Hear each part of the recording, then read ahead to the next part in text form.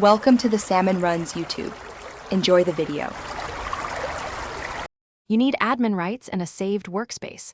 Once you have that, open Start and go to Settings, then System and About. You're starting the process now, so don't waste time. Locate the Rename This PC button on the About page. Make sure the name you plan follows simple rules, no special characters like // asterisk, and keep it concise for networks. Once done, you'll be ready to enter the new name in the next step. You'll type the new name now, click Rename This PC, and enter a descriptive, network-friendly name. Letters, numbers, and hyphens are fine. If your machine is joined to a domain or Azure AD, be aware changes may require admin approval or IT help, so check that first. Once you confirm, Windows will show a prompt telling you to restart.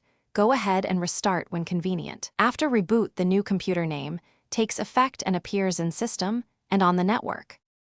Once restarted, verify the change in settings right arrow System, right arrow About, and on other devices. If you also want to change the user account name, open Control Panel, go to User Accounts and select Change Your Account Name, then Sign Out or Restart.